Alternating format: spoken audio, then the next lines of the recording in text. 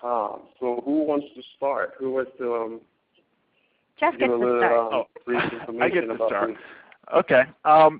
Yeah, the show, again, is called thegamerev.com, and it is basically following the lives of a group of video game reviewers in their office space and what takes place there between just their interactions with their boss, who's a little bit of a nut. He actually is recovering from video game addiction, but he still runs the site. And then they get the word that they're going to be, they work for an online reviewing company, but they're going to be allowed to start a magazine. So once they get the word, they think, oh, well, here comes promotion time for Ryan, the head honcho guy in the office, and at the last second, the rug kind of gets pulled out from underneath him, and they throw him a little curveball by bringing in some competition to take the job, and it just happens that it's also a female, so that throws him even more for a loop that now he's reporting to not only but somebody else, but now a female as well. So I'm going to ask you more about that. I'm going to ask you more about that title in a minute, but I would like to know, Faraba, how did you know? How do you guys know each other? Are you like producing partners, or what role do you fit in this? Are you a writer, a producer? Because I know Jeff directed some of the episodes. Yes, Faraba, I'm actually a writer and producer and director on this as well. But Jeff and I met a number of years back when he was directing a pilot presentation for me, and we just hit it off. And then the Game Rev actually was, the idea of it was born out of all the boys that I hang out with who love video games. And I finally decided to speak to their audience. I came to them one day and I said, okay, look, we need to do this show about game reviewers because it's all you guys talk about anyway, so we might as well find something that works. So are the two of you gamers? Do you play video games? Well, I'll speak for myself really quickly. I'm a huge gamer, to the point where my fiance gets a little crazed with when I do sit down and start playing. So I've cut my time down quite a bit, but yes, I love video games. And then I like to play video games. I don't have the wherewithal to play them quite as long as the guys around me. I get bored at some point. Yeah. So the GameRev.com. First of all, I like the branding. At first, when you sent that information to me, I was kind of okay. Is it the Game Rev? Is it the GameRev.com? I didn't know the title, but the title is thegamerev.com. Yeah. So is the web series about So what is the site? The Game Rev, is it like a web series, a gaming review? Is the show about a gaming review website, or that's what kind of confuses me a bit? It is, and we would like to turn it into a legitimate gaming review area. Right now, it's all fake games and things that we have up there, but our ultimate goal is to be able to integrate the product so that it can be a site and a forum for gamers to actually come and talk and play. But the show itself is about fictitious game reviewers, and that was where the GameRev.com came from. It's GameReviews.com. So does it follow a single character, or is it just an ensemble, multiple cast? Because that was something I was trying to ask when I did a prelim interview with you. I was kind of wanting to know if it followed a single character or just a group of people in the show. Well, generally, yeah, no, I get the confusion just based off the trailer, which we don't want to give too much away with it, but still give a feel for like what we're going for and the overall look and style of the show. But with it, it mainly follows this core group of 5 reviewers, with Ryan McCord, played by the wonderful Benjamin Perry. It follows him as the main focus of the show, and then you kind of see everything revolve around him, even though at any point in time he's surrounded by at least 1 or 2 of these other gamers. Even when he's having a fantasy sequence, he's having it regarding somebody else who just shows up. So it's definitely an overall ensemble piece, but Ryan is the spearhead for the whole show, and you follow him quite a bit. And how long has this web series been out? Well, that's the trick or the thing we're running into right now. With it's not out officially yet in terms of you can go and click and watch any of the episodes up yet. But we are hoping to launch in the next month or so the full episodes. We actually ended up delaying our launch because we garnered a little bit of interest from a couple of festivals, which kind of slowed our idea down. Plus, on top of that, the fact that we wanted to tie this website in so thoroughly with it, we didn't want to launch until we had our website fully built so that it would be able to go. And we've actually coincided the launch of the website, which went live today, with our recording with you so that we could have the trailer up for people to go and see. Yeah. Okay, so the name of the web series is thegamerev.com, thegamerev.com. So you mentioned that so you haven't officially launched yet, but you have a trailer that's available online. Yes. Now, have you produced have you shot anything yet? Or Oh yeah. We actually shot. We've shot this a while back, and have had it honestly ready and edited for quite some time. It was just more that these festivals and the things that we were entered into became a lot of these user-integrated festivals. So vote for your favorite people, and then we'll move them on. And so we were in one of those, and it kept extending and going further and further, and we were doing very well in it. We made it to the semifinals in it, and we're very happy with that, considering over like 1,000 projects I think were submitted. We made it into like the top 100 for it, and just based on that though, it slowed us down in pushing the actual episodes out the door. So what that allowed us to do though is work more on, as Pharaba said, getting the site as clean as possible, so that when we did launch it, everything was up at the same time. Because I mean, when you and I met briefly at the last Borders event that I went to, again, one of the big things I'm a big advocate of as Pharaba is integration across the board in the social network. So Twitter, Facebook, all those things.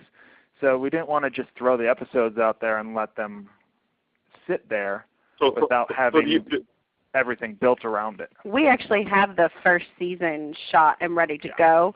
So once we launch it, which we intend on doing in the next month, like I said, we're hoping to launch at least once a week. We might even do 2 episodes a week. We haven't exactly decided how long we want the rollout to be, but that was part of the process, because we did have experience with having done Infamous before and watching what happened when the marketing wasn't ready and when people the site wasn't ready and people couldn't follow through. We had people who were interested in our web series that couldn't get in touch with us. And couldn't really work through it. And I mean, it's one of those hard knocks learning lessons. You're like, gosh, we should have had a contact page up before this. And we learned a lot from that, and as well as about people sponsoring us and what you allow them to do or don't allow them to do, I guess. So the entire first season has been completed. You've shot it, it's been completed. Now it's just a matter of figuring out when you want to, roll them out weekly. Exactly. So it seems, I checked your website, and it seems that it looks pretty nice. It's clean. It's easy to navigate. I just like the presentation, as far as like your website goes, and the trailer, of course, I saw it. So now I look at it just from an outsider looking in. It looks pretty damn good. But at this point, though, what's the delay? Why do you have to wait another month? We don't. We're actually, there's no delay. Literally, it's been within the last week, and Jeff and I worked pretty much all weekend making sure all the pages were where we wanted them to be. Our kind of time frame was making sure that the website was up and functioning. when we launched it today. Okay. We found out it is up and functioning, so we could be rolling it out as soon as the end of this week. There's nothing stopping us at this point. But until today, we didn't know it worked. Right, and the site, I mean, one of the things I love about it, our friend Chris Ueda basically has helped us build it from the ground up and took all our notes, helped us make it as user-friendly as possible so that when we are up and running, which we are now officially today, it would be functional for anyone who comes to it. And now the one thing also is, like Faraba said, we could launch episode 1 today if we wanted to as well. Okay. But at the same time, so there's nothing stopping you from launching. No. We shot. I mean, because of our experience, just the two of us working together, the crew that we were able to bring in, we were able to shoot 43, 45 pages of material in 3 days. I mean, we literally, everything you see there is taking paint, we got these amazing lights through Hollywood Rentals. They're called LEDs with a Z at the end. They basically allow you to shoot the same way you would shoot any other show without any of the heat. So we shot all of what you see there, with the exception of the exterior shots, actually in my apartment, converted the entire thing into an office space. Oh, I want to ask you that. Hang on that for a second. I want to ask you because I shot a web series. I think I shot 4 pages in one. Sorry, I shot 4 pages in 4 hours. I sort of based it like, okay, we have to shoot 1 page and make sure we knock out that page in an hour. So I was able to shoot 4 pages in 4 hours because that. Because that episode was just 4 minutes long. Now, when you say you shot 45 pages in 3 days, that's a lot. Yeah, we're a little nutty that way. Yeah, that's a lot of pages to actually shoot without compromising, quality or storytelling. Now, not saying that it's not, impossible. I'm just saying that. I'm not saying it's not possible. I'm just saying it's difficult. So explain to me your production process, though. A lot of it was really good pre-production. We have an amazing DP, Leo Jaramillo, Jaramillo actually. He goes by both. And we decided to shoot 2 cameras. So we had Victoria Tidmarch do our camera op on our B camera, which definitely helped us get our page count done in that amount of time. We both have extensive production backgrounds, so as far as planning out our shots, we did it like you would most films or television in shooting out a particular area. Our one exception with that, since we did use 4 separate directors, was we did do full episodes together for the most part unless they changed location within the apartment. That way we could light the office setting and use that all the way through. We could light the game room setting and use that all the way through. And that definitely streamlined our overall production. That's one of the things I think a lot of producers of web series fall short in, is they think they can either ET it and shoot it all in order, or they can jump around. But once you've taken the time to light something, it really helps to stick with that setting and work it like you would have. What really ate up a lot of my time when I shot mine was just going from one, because I'm a very practical guy. I like shooting on location, and I hate shooting indoors. So just having to travel from one location to another ate up pretty much a bulk of my my shooting time. So this is a gamer show. I don't expect this to be shot at a subway. Okay, I expect this to be shot indoors. So you think that helped you a bit as far as streamlining your production to keep going? I mean, it's one of the reasons we were able to pull it off the way we did. And I mean, look, we got extremely lucky with a few of the things that we were able to also get just in terms of set deck. Like one day while we were pre-production, I was able to find through Craigslist just random cubicle walls that I drove down, picked them up for $20, and made the office space that you see all the gamers actually sitting in. And that hand-built IKEA desks right there. Yeah. I mean, like. And I want to ask you, Jeff. I want to ask you about. I saw the trailer and I saw because we have to pay attention to everything from like story to set design to blocking. I pay attention to all the things. What struck out when I was watching your trailer was just the visual, like just the color in the rooms that the guys were in. What did you paint that? Did you design that yourself, or did you just happen to stumble upon something that was looking? Yeah, what happened again? The space we shot in for the show is Ben, the lead who plays Ryan, Ben Perry, and myself actually live in that apartment. And when it came time for pre-production and planning the show and the look and the feel for everything, I had in my head a few ideas in terms of just making colors pop. And Faraba and I discussed it, and we all kind of sat down and then just literally went out to Osh, got all the paint, came home, painted the walls. Then all. Okay, so you did the set. So you directed. You also did set design. Yeah. Like we literally, like the night before we started shooting, Faraba and everybody, like you can see in one of the rooms where the boss is. It's that brown room. That's my bedroom. We were sitting there painting my bedroom wall to wall. And don't forget that we actually had a friend in town from New York who's a Broadway costume designer. She helps paint. Yes, Shana helped paint as well. So I mean, everyone definitely wore multiple hats in this, but it wasn't out of not wanting to bring other people in necessarily. It was more we know how to do it. We've taught ourselves over enough time to, like, I love to paint actually. Like I can paint rooms fairly well. So the colors really overall were for the show first and just have happened to work out for my apartment second.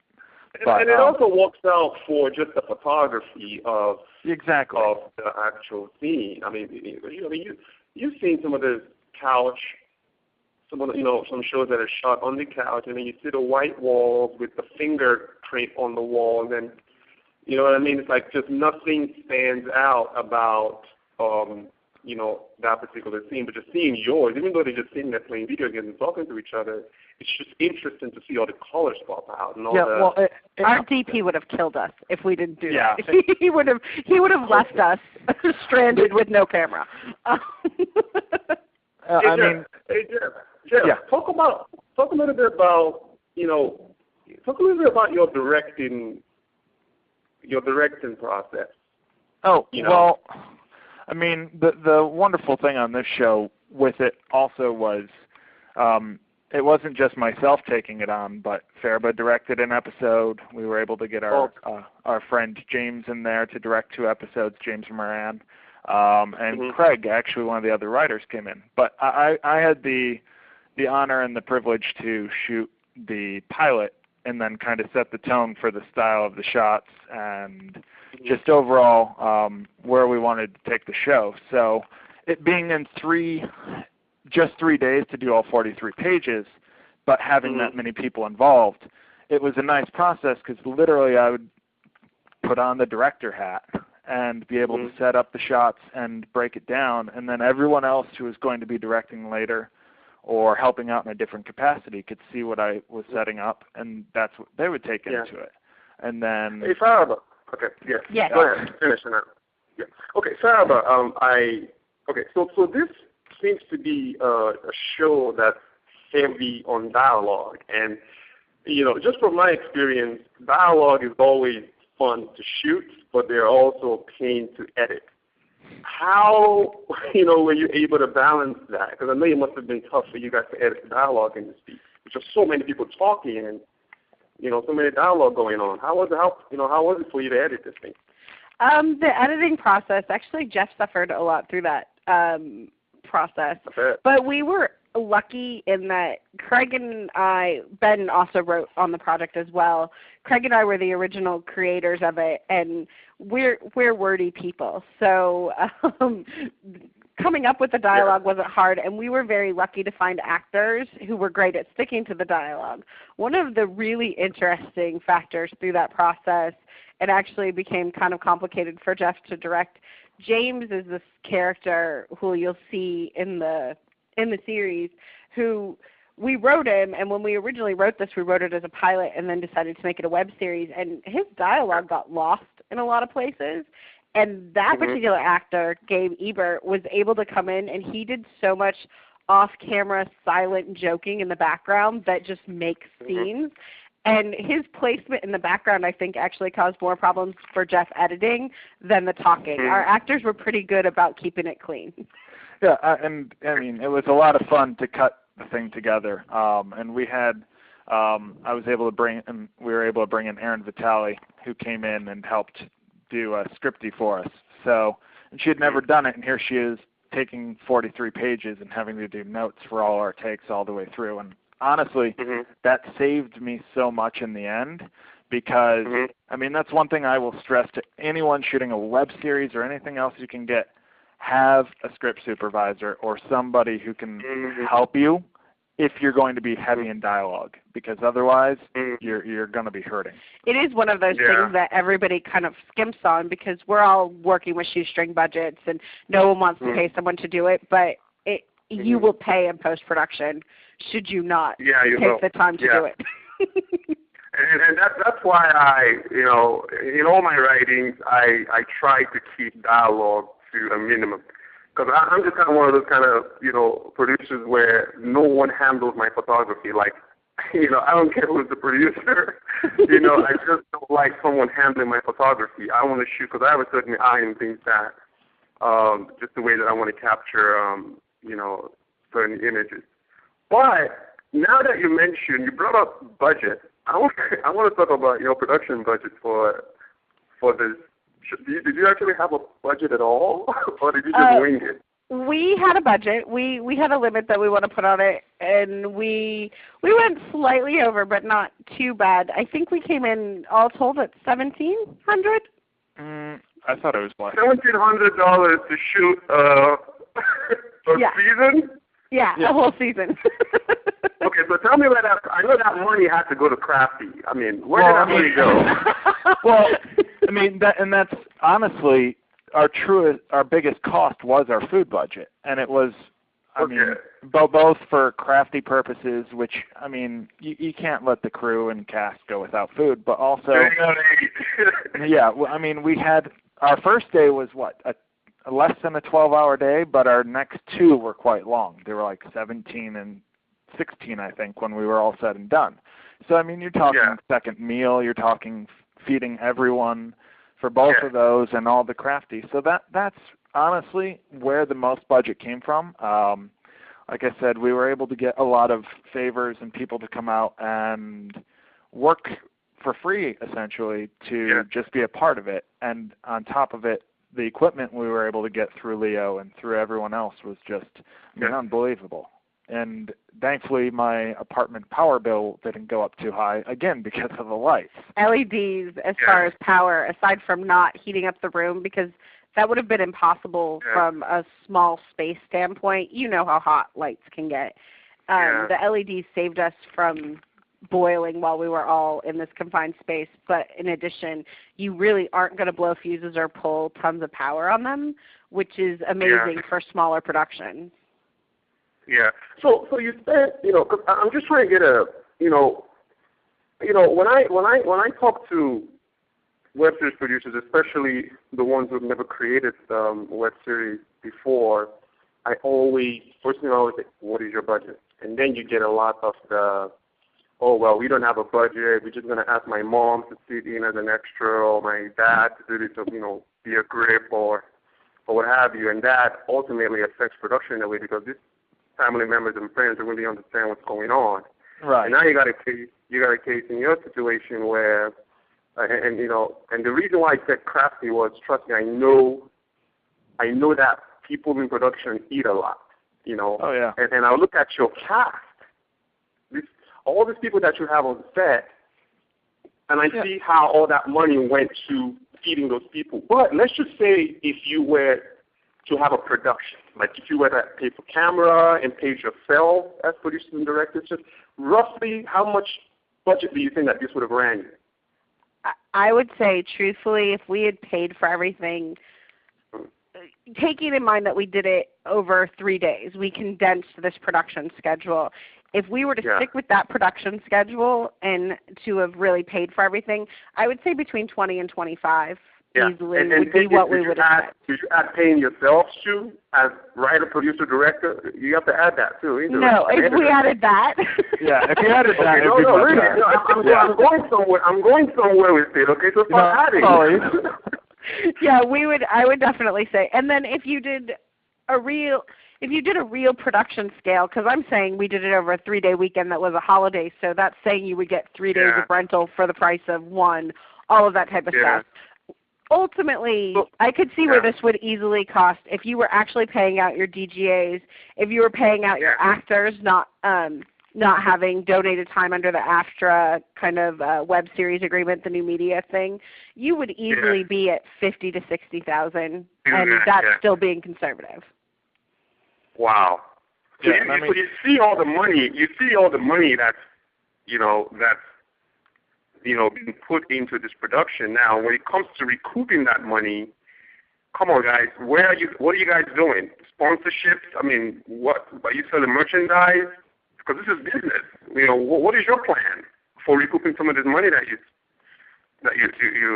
shelled out? Sponsorship is definitely huge. The ability also to get eyeballs on the product. When you look at the deals that can be made with Xbox, Wii, and all of the other gaming outlets at this point, that's one good way to recoup costs. Another, advertising dollars are always where people are going to look at this point. And if they can have an assured gamer audience, there's a lot of people who want to get in front of that audience. Product placement within the show itself. Right now, I'm not sure how much we shot around it because it's kind of sketchy, but to have product placement with energy drinks such as Monster, they're all caffeinated up, jacked up all the time. So those are the kind of places where you can make that money back. Sponsorship is interesting too. This was part of the appeal of this particular project was that it was somewhat sponsor friendly. Our other project, which I referenced before, Infamous, is a very dark comedy which was not quite as sponsor friendly. And monetizing on the internet, you do have to think of advertisers. Yeah, they're all. Go ahead, Jeff. No, that if you're going to recoup your money and you want sponsorship there, you ultimately have to think when you go into it, where are the tie-ins, where are the options for us? And as Faraba said, one of the beautiful things of not only just the show, but the website even built around the show is when you go to the What We're Playing section, yes, all those games right now are technically fake and made up that they're reviewing or they're just blogging about whatever they want to blog, but we could effectively plug in any true game there and have a real legitimate review that's on the front page of a show that hopefully will be getting a ton of hits once it goes live. And we're putting the feelers out with various sponsors regarding that, and also hitting the right demographics and the right boards and the right everything that we can to get to our audience. And actually that's one of the things we're very excited about is being a part of your first issue of the web series list. Honestly, there's to us no better way in terms of people who watch web series finding out about your show than being in that publication or being a part of things like that, because those are the people who are going to be clicking on to your show, and those are the people who are going to be following it for the season rather than just one-time hits. So Jeff, you are a co-producer with Faraba. You wrote, you directed, you helped produce, you painted, you directed, you edited, you fed the people on set. Where do you even have the energy to, because now we are done with the creative aspect of it. Right. Okay, so now we are in the business league, okay, to where you are, of course, taking actions, trying to get it out there. You bought ad space on the web series list newspaper that's coming out. So where, I guess what I'm trying to ask is, what steps are you taking to get this thing out? Well, truthfully, Rich, I don't sleep. I basically just breathe all the time, this project and my other work as well. But no, honestly, in terms of getting it out there, look, when we were in these festivals and it was a voting competition section, I was on Facebook every day hitting people up for things. So I've kept along with Faraba and everybody else, we've been keeping the Game Rev in our small knit group's minds going. Now the bigger thing is, I truthfully, I never was wanting to get into Twitter. Yet I've now logged in, I've signed up for this show, and it's taken over. And I'm like, and you have to. But I mean, I'm finding it more enjoyable. And it's really now just about finding those exact niches that you can grab a hold of and find people who are also eyeballs that would be interested in watching it. I mean, when you have a game, for instance, just one stat that we know we have a target there or an audience we can tap into. Oh, definitely. Something like Call of Duty Modern Warfare is grossing over $1 billion already since it's been out since I don't even remember when it came out. Not that long ago for the latest one. Not long ago. I think it came out a couple of I followed that story as well. A few months ago, maybe, and it's already over $1 billion in sales. I mean, it's. And then you've got I think it was on the front page of CNN Money over the weekend. It was a battle of games between Tony Hawk thinking Shaun White in the new video game because they were released on the same weekend. And they're sitting there, pitting these guys against each other, who obviously aren't, but, and it makes the cover of CNN Money. Faraba, since you are already on this, I'll go ahead and have you answer this next question. So the good thing about the Game Rev, just from my observation, is it's a simple. It's a show that already has an existing niche. I mean, the online gaming niche is huge. I'm not a gamer myself. I don't even have a video game. So, but I do follow like stories like the Black Ops game that came out. But as far as how well are you guys utilizing online communities for gamers to introduce them to the Game Rev? That's really our next step. And our gamers in our group, like Craig and Jeff and Ben, are all busy getting in on the forums of the different games that they play, which will help. We're also planning on being involved with Comic-Con this summer, which is another huge platform to at least get yourself out there. Because the one thing that we've seen from going to Comic-Con for a couple of years now is while everyone pays attention to the big splashy displays and Hall H and everything that Warner Brothers is doing, people are looking for the little underground things. I was really surprised when I was there promoting another project that we did that how many people actually did come and log in and give us their email because they were interested on us keeping them up to date with what was going on. And these people really are interested in all facets of comic books, of games, of all of that. So getting involved in the blogs and putting ourselves in there, but also in a genuine way, because they don't want to be pandered to. They don't want to think that it's just some big person from NBC coming in and acting like they like games when they don't. And that's what's great about having Jeff and Ben and Craig being the gamers that they are, because they're just as nerdy about this stuff as everybody else. Yeah, I mean, literally there are parts of episodes that Craig and Ben and even Faraba, and all of the stuff that they were writing, I would read the episode and I'd come back to them and go, this sounds good and it sounds like you'd do for a studio, but truly the gamer wording would be this. And everyone understands this, but it still makes sense to an audience who isn't necessarily gamers. I mean, you could tune in, you yourself not having a video game system, as you said, you could tune in and watch and laugh at some of the wording that's in here, and you may not even know the true meaning behind a lot of it. But it's still something that the overall feel and vibe and just the way the show cuts together, it really keeps a good pace going for everyone. And on your website, thegamerev.com, I noticed a post there about a podcast. You want to talk a little bit about that podcast? Well, I'm at the site right now. It shouldn't be a podcast, actually. That was an old just placeholder. It was actually about us being on your show for tomorrow for air. Oh, okay. So Okay.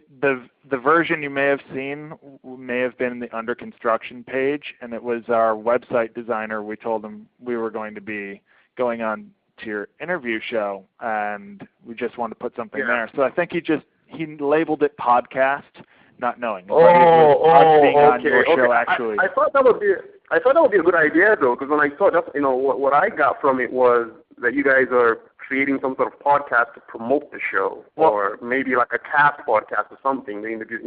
That's what I thought it was. We would actually like to go that route. We might even do it as a video blog, because we do have all the characters currently blogging if you look on the website. So they're already blogging under the What We're Playing section, and that's the next logical step, is to take it to a podcast version or a video blog, because there's a lot of fun little visuals that can happen with that, especially, again, since you're dealing with computer games and the fact that most computers have a webcam in them, and it's not disingenuous to have them speaking directly to camera, and getting out there and talking about what we're doing. Yeah, I'm still on the site, and I'm looking at your Facebook fan page, and you have 221 fans at this time. Mm-hmm. You want to talk a little bit about how you, as far as like connecting with your support base? Well, with a lot of these people who are our fans here, and some who have actually, since the site's gone live today, I think we've added a few more even in that period of time. The fan base initially, like most things, and as you were describing, yes, it does start at a mom and pop level. You're asking your friends or family to check something out. Sure, they'll click like or they'll watch, but that only gets you so far. It then becomes a matter of, okay, so what is our audience actually for this show that we want to get out there? Oh, it's this. Let's go to these sites. Let's go to these forums. Like, for instance, I'm a member of various forums out there that are video game related, and I'm talking back and forth with people. And now that the site's actually live for the show itself, that's going to be my next step personally, to go in and tell these connections, hey, this is up and running, and I think you're going to dig it. I mean, we've been talking about all these other things, game-related or comic-related or whatever it may be that I'm joining the discussion about, and now I can show them something that I'm a part of that I think they're going to like. And, I mean, a lot of times I think and you've brought this up in other shows as well, a lot of people who, when they do web series or any content in general, it may be the best material you've ever seen, but if you don't know the audience you're trying to reach or how to get out there and reach them, then it's just going to be another clip on YouTube that's not going to have any hits coming to it. You want people to be trafficking in and doing things. So it really is, if you have a comedy or a drama or a musical, finding whatever your core audience is and going out to them directly and doing it is your best thing. And then I'll let you take this question that I'm going to ask, but I actually just became a fan of you guys on Facebook, and then on the on Facebook.com // the they won't let me put the .com at the end, but Facebook.com /the Game Rev. Okay, so Jeff mentioned, how important it is for you to be able to reach an audience beyond your friends and family. I mean, of course, your friends and family are going to support you and do the best that they can, but it may not necessarily be the audience that you're seeking to be able to take this to the next level. Who is your audience? Like, who are you trying to reach, Faraba? We are trying to reach anybody who enjoys games, which is obviously any boys in the 14-year-old range. And by 14-year-old range, I mean all boys aging up to about 40, I think, fall into that boys at 14-year-old range. They all love games, I mean, for the most part. You have your exceptions, but I know that all the guys in my life play a significant number of games, and that's kind of their range of age. On top of that, one of the things that we discovered with with other things that we've done is titling is really important too. To be able to be found, some of it, titling the episodes, that's actually probably our next hurdle before we release them, is coming up with great titles. Because when you are on YouTube, you can get lost in the YouTube shuffle if people are just doing general titles. So if you can find something that stands out that people are going to click on just because the title's interesting, that's important. I even foresee us doing a lot of the little grassroots type at the local GameStops, and we have some friends who work in comic book stores, going ahead and putting little flyers and handouts there. That helps too. I mean, an example would be that our infamous episode that has the most hits, its literal title, which while she is a character in it, she's not necessarily the main focus of the episode, but that the title of the episode is Cowgirl Stripper. You get a lot of hits for Cowgirl Stripper. Oh, of course. Anything with, of a racy nature, you're definitely, they're just people online, that's what they go on to look for. Yes. And then you pop up in the search results, and and there you go.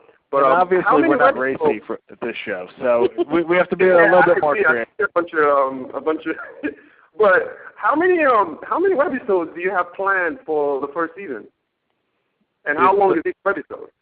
The first season is a total of 7 episodes, and they vary in range, but the general rule of thumb is they're all about 5 minutes long, and I think the shortest one is about 3 minutes 45 seconds, if that. No. Wait, no, sorry. Short. We didn't go short. Sorry. The longest one might be 6 minutes now.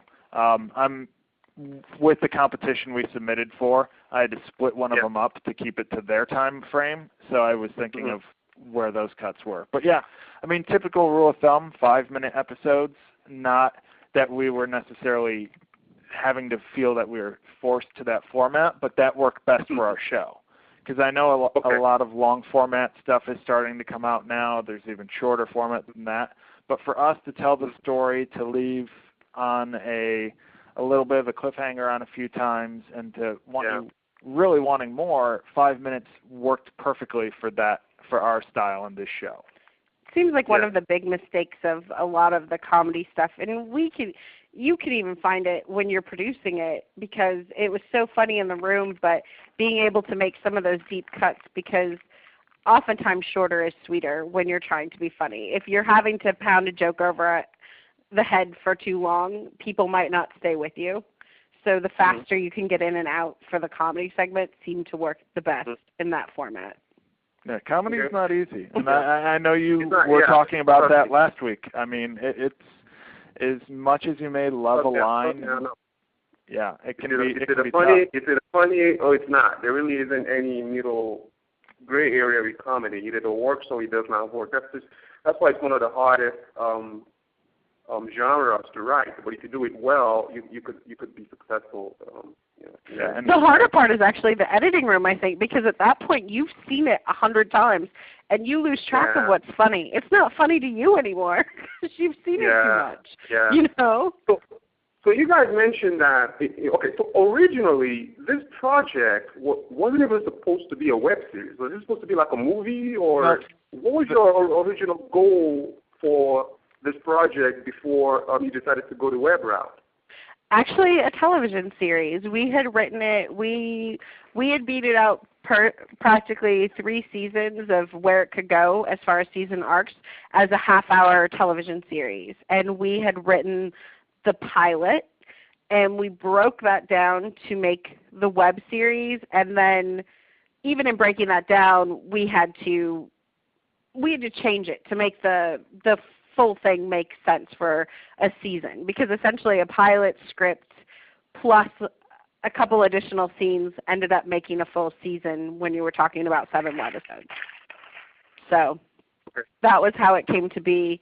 But I mean, I think most web series even would like to find a home on TV someday. So there is a way to put it back together and make it happen that way. So the original goal before you decided to come to the web was TV. Now that you are on the web, so now that you're on the web, what do you want out of this? Like, what is your ultimate objective? Are you trying to use a web as a launching pad to expand this into another platform, as in a film or television show, or now that you're on the web, are you planning on just staying on the web and just building your brand? What is your ultimate objective with this project? I think, we had a lot of fun working in the web world, and we would love to find financing for a second season to take it to the next level. Ultimately, I think we'd still love to see it on TV. I think it's something that has legs that could stand as a half-hour comedy. I think it's a group of people and an audience that isn't 100% being serviced on television as it stands. And I think you'd have a pretty loyal half-hour following for, we would see it as a single-camera kind of half-hour comedy, not too sitcom-y. Yeah, it wouldn't be a live in front of studio audience type of thing. But again, right now, yes, ultimately we realize, as most people I think do going in, you can make some money off the web, but it's very hard. Obviously, we'd love to do it as a TV show or something else. In the meantime, it also services the ability of just showing what Pharaba and I can do producing-wise, or what Craig and Ben and can do writing-wise with Pharaba. So it helps everyone first as kind of just look at this product, look what we did with literally basically no money, and it stands up against a lot of stuff that's even on TV. So does it have the potential to go into a different medium? Sure. I would love to see it on a network and do well. A network more geared towards a cable network, like a G4. But do I understand at the same time there are risks involved in that? I know you had a post the other day about Pure Ponage, I think, which I didn't even know about that show until your post, but how it, to fill Pharaba in, because I don't think she's seen it, maybe, it was a video game-based web series that went to a game network, and then didn't work out. It didn't work out. Now, I don't necessarily know if that was because the transfer from web to TV, you couldn't hold your audience, or if it was more just the format of the show as it is, because that came out.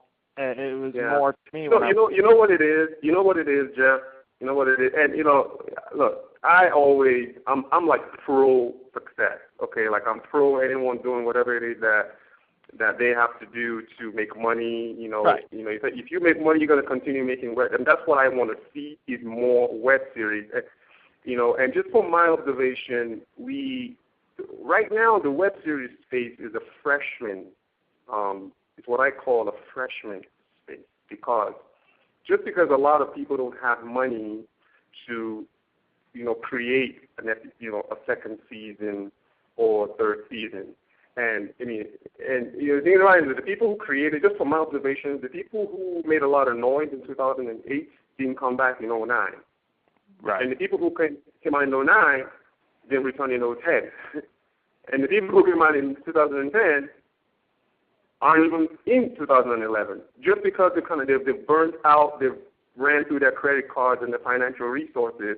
But it's not like, as much as a producer loves web series, okay, it's going to come to a point where the fans aren't really supporting this project anymore, or just your money has run dry. As far as you guys goes, and I want you guys to come back for season 2, but, where do you go if, let's just say, worst case scenario, the fans and the money doesn't support this project anymore? Then what do? Do you create another web series like most people do, or do you just keep on trying to, make something out of it? I think you can. I think there are options out there for ways to transition and to try. And again, I think we picked well this time. I could end up eating my words, but at the same time, we picked very well for product placement and tie-ins. And I think that is one thing that's missing in a lot of the web series content, because it is fun to create unique and interesting visuals, but there is a point where you run out of space for that to go, and especially on a limited budget. So I think right now we would all love to turn this into further furthering our individual goals. Like Jeff's ultimate goal is on the direction side of things. So getting to direct these. I think what's important too when you turn it into a half-hour series, if you are fortunate enough to be allowed to do that, is to not forget your base audience. I think a lot of those half hours go on and they forget that they started on the web. And if you can continue to produce side projects, whether it's a video blog or little outtakes that you put on the web to keep people coming back, I think that helps. And I think also going back to your post about that other show, Rich, was a lot of the things that you even mentioned and other people were noticing too is from the time that they were picked up to TV to the time that they were effectively canceled, they didn't update their page at all. And it was like it was a 2-year span. I mean, that's shooting yourself in the foot right there. I mean, the reason things on the web, as you said, a lot of times you see a show come out, it does well or it doesn't within that first year, and you may not see those people again because they spent all their money on it. They tried to make their clerks out of it, and it didn't work, and so that just happened, and it's sad, and I'm not saying that we're going to come out the gate and know that we're going to hit a huge number right off the bat. But this time around, especially on this one, we set everything up in order to cover all bases of sponsorship and potential growth within the show and the community itself. We've done our previous one, Infamous, we did with the studio.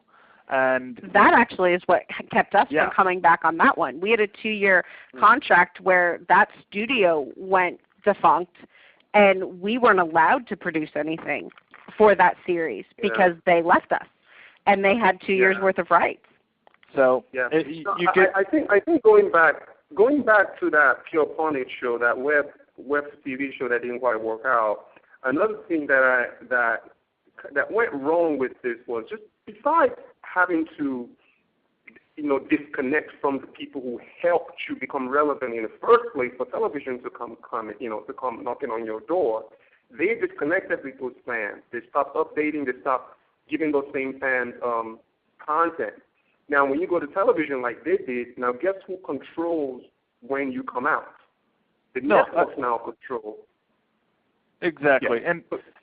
But you can't stop the social networking, and that's the one thing that has developed more even since we originally released Infamous. When we originally released Infamous, the thing about it, in a way, they can influence that.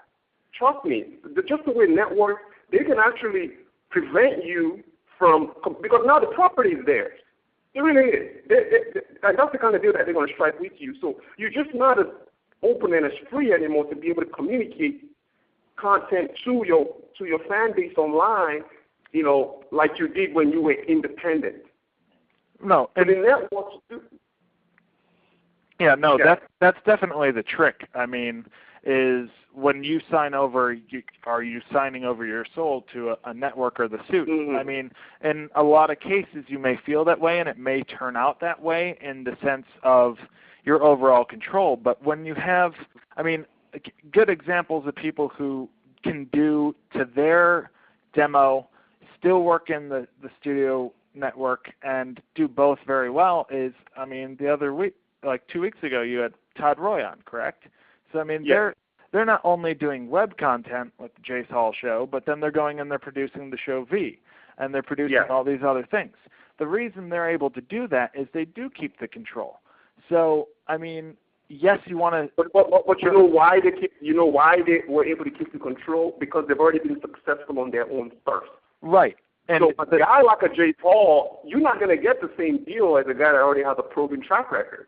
No, but at the same time, what with it is, yes, track record. Jace has a very long one and a very successful one, and I love him.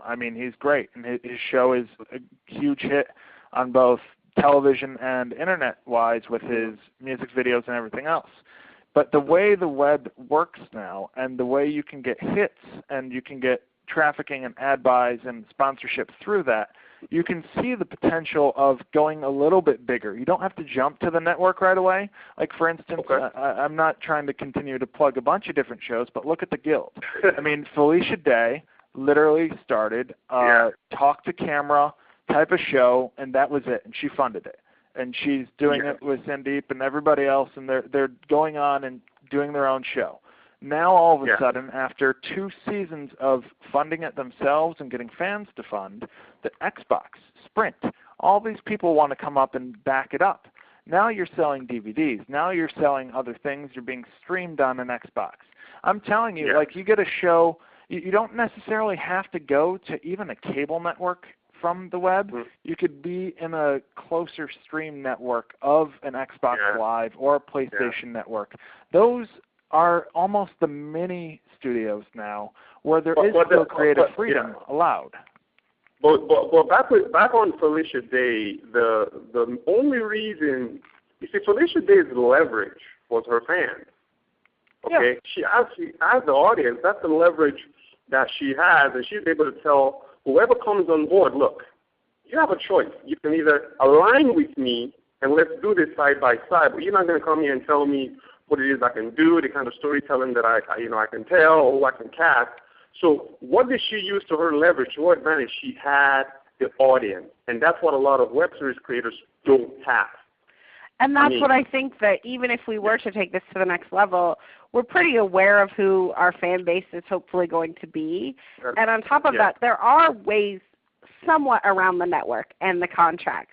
While they might own that particular property if you go that direction, and it might take them 2 years to release it, in the meantime, Craig can be doing another project, and we can keep updating our fans that way. Ben could do another project, and we can choose to keep that fan base alive in the interim.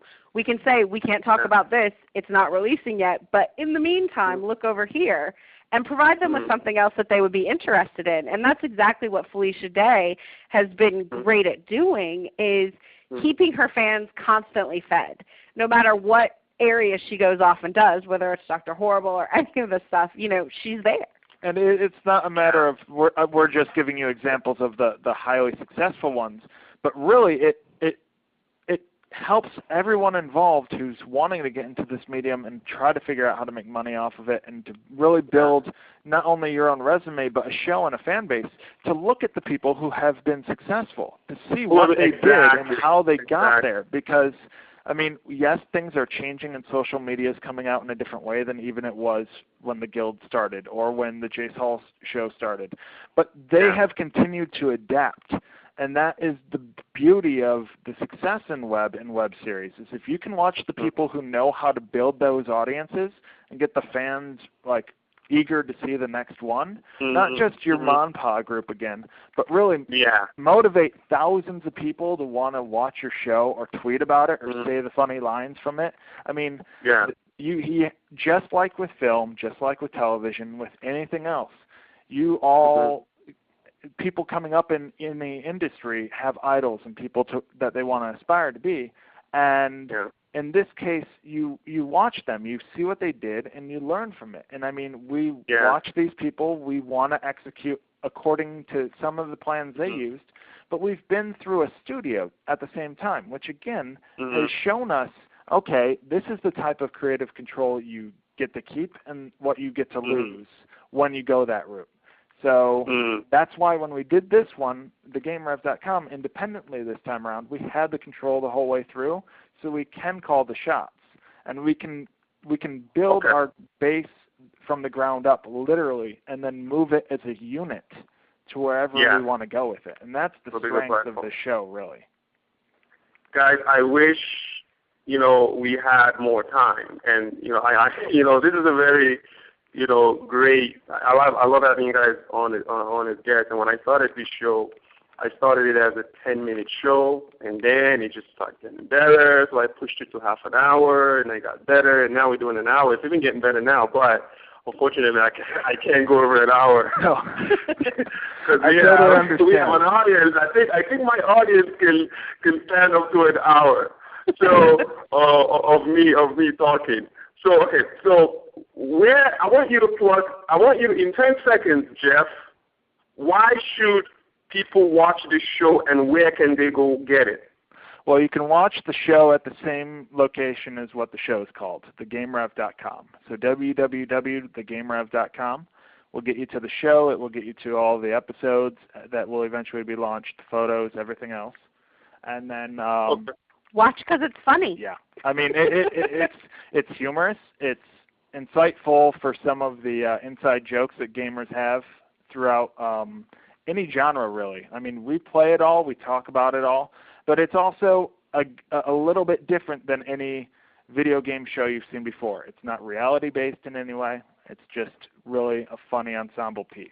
Think Friends with controllers. So, yeah. So let's visit the GameRev.com, and Jeff and Faraba, I would love to have you guys on again on the show. Whenever you have a milestone, once you sign that deal with Microsoft, you better give me an exclusive. I will. You will be my first person I contact, and I hope we can work on to your front page and there somewhere as well.